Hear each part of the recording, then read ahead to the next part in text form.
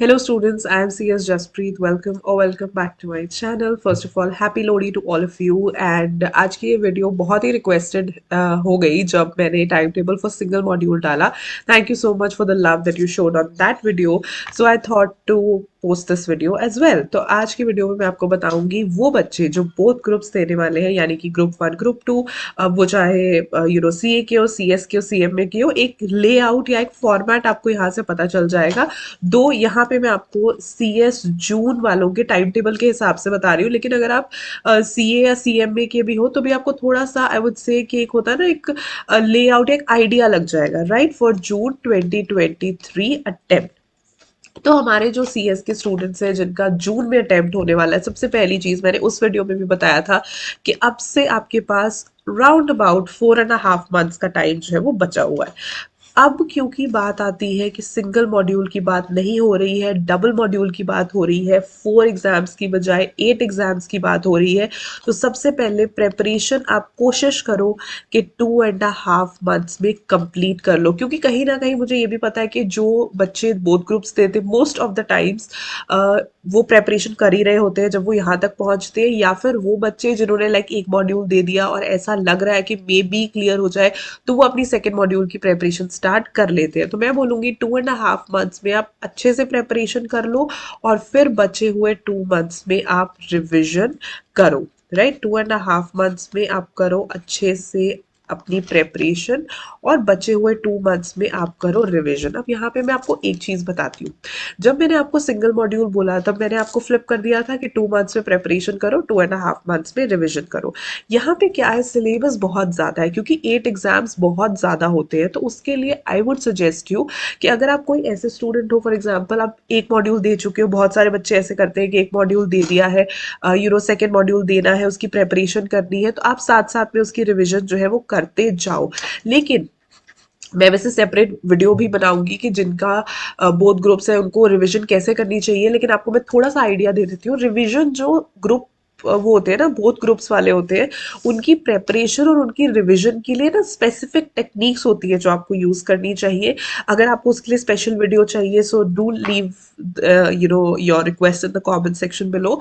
उसका मतलब मैं ये कह रही हूँ कि प्रेपरेशन भी ऐसी होनी चाहिए कि अच्छे से हो जाए, और रिवीजन भी ऐसी होनी चाहिए जो क्विकली हो जाए. इन टर्म्स ऑफ क्विकली, तभी मैंने आपको कम टाइम दिया है, क्योंकि इतना सारा सिलेबस तो पहले देखो प्रिपेयर करना, कंप्लीट करना ही एक टास्क है, फिर रिवाइज करना भी इंपॉर्टेंट है. तो अगर आपको ऐसी टेक्निक्स जाननी है जिससे आप प्रेपरेशन भी अच्छे से करो और रिवीजन भी क्विकली करो, so do let me know in the comment section below. आज अभी मैं आपको टाइम टेबल का एक लेआउट बता देती हूँ, ठीक है. ये इस बात के बाद अब बारी आती है नंबर ऑफ सब्जेक्ट्स. ठीक है, नंबर ऑफ सब्जेक्ट्स आपको कितने पिक करने चाहिए. अब आपको राउंड अबाउट 8 सब्जेक्ट्स है, ठीक है. आई थिंक इस टाइम के ऊपर जो अभी वाला सिलेबस है सी एस एग्जीक्यूटिव का, उसमें 4 4 8 सब्जेक्ट्स ही है, तो ये उन्हीं के लिए मैं बता रही हूँ. 8 सब्जेक्ट्स जो है उसको, उसमें आप ऐसा करो, एक टाइम पे या एक दिन में, इन 1 डे स्टडी 3 सब्जेक्ट्स नॉट 2. ठीक है, अब 2 से 3 पे आ जाओ. देखो, जो बच्चे आई वुड से कि बोथ ग्रुप्स देते हैं, पहले तो हैट्स ऑफ टू देम. ठीक है, मैंने कभी बोथ ग्रुप्स नहीं दिए, मुझे बहुत डर लगता है टू बी ऑनेस्ट, राइट. तो आपने एक दिन में अब 2 सब्जेक्ट्स नहीं पढ़ने, 3 सब्जेक्ट्स पढ़ने हैं, बिकॉज सिलेबस बहुत ज्यादा है, पहली बात तो. ठीक है, दूसरी बात, आपने कोशिश करनी है कि जल्दी से प्रेपरेशन हो. ठीक है, जब जब बिकॉज जब तक देखो प्रेपरेशन ही खत्म नहीं होगी तो रिवीजन पे कहाँ से आओगे. तो 3 सब्जेक्ट्स पिक करो. अब ये जो 3 सब्जेक्ट्स है वो ऐसे ले सकते हो आप, कि एक दो प्रैक्टिकल हो गए, एक थ्योरी हो गया, दो थ्योरी हो गया, एक प्रैक्टिकल हो गया, जैसे भी आपको ठीक लगता है, लेकिन एटलीस्ट 3 सब्जेक्ट्स आप ले लें. 3 से ज्यादा मत लेना, फिर वही सब मेसअप हो जाता है. तो 3 subjects are more than enough. उसके बाद ये जो टिप है ना टाइम टेबल बनाते वक्त, ये आपको बहुत यूजफुल रहेगी. ये मैं हमेशा देती हूँ उन स्टूडेंट्स को जो बोथ ग्रुप्स देते हैं, और वो हमेशा कहते हैं ना this tips really really helps. तो ये जो टिप है ये है कि जब आप 2 ग्रुप्स दे रहे हो या 2 मॉड्यूल्स दे रहे हो, तो I would say pick 1 group और 1 मॉड्यूल एट अ टाइम.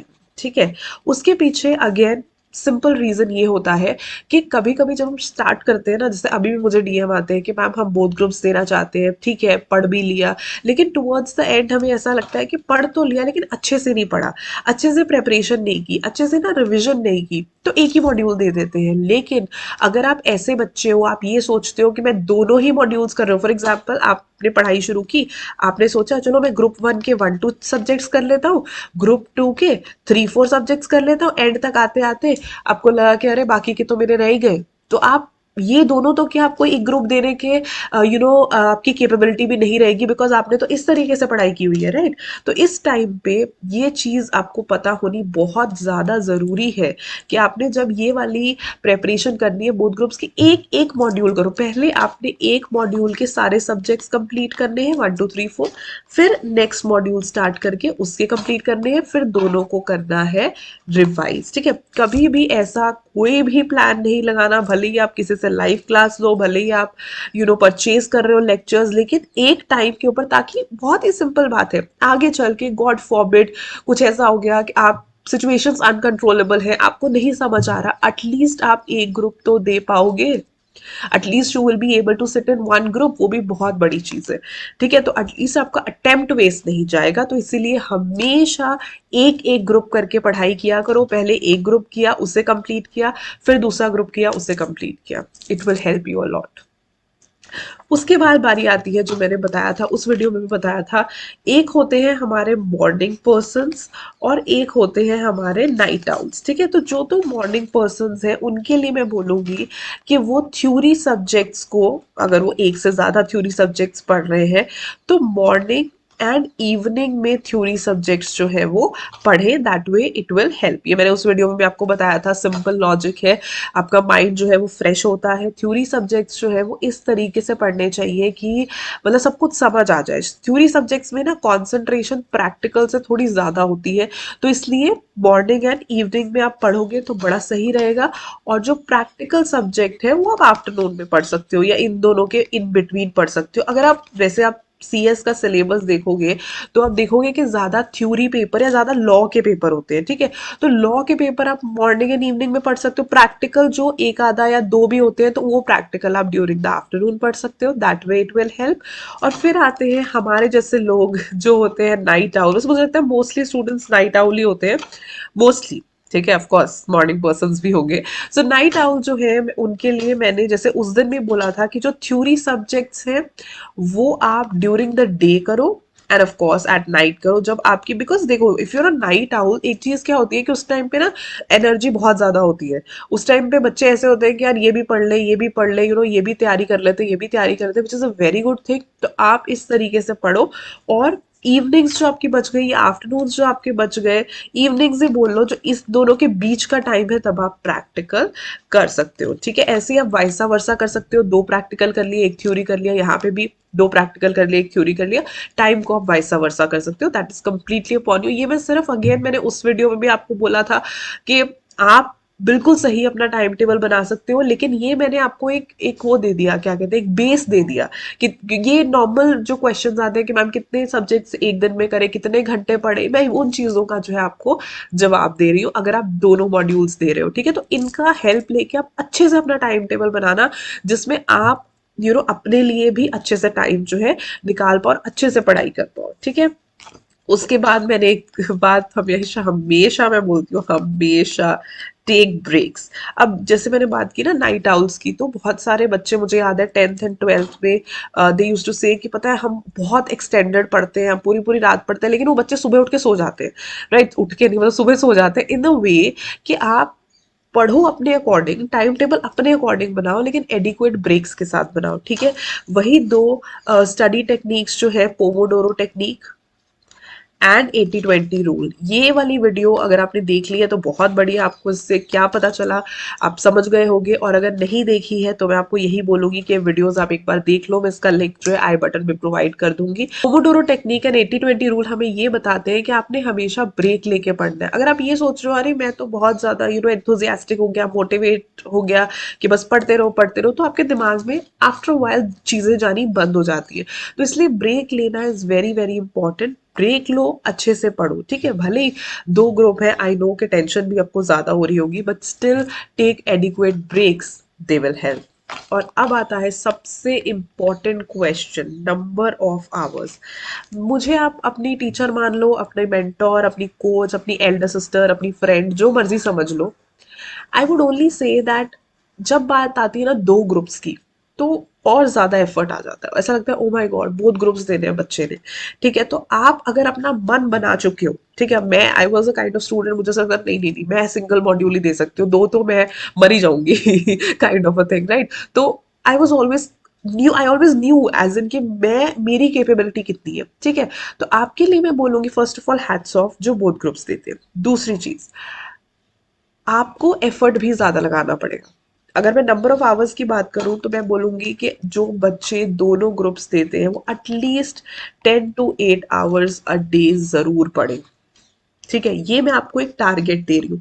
इसके चलते आप 7 to 8, 6 to 7 के आसपास भी पढ़ लेते हो, बहुत अच्छी चीज़ है।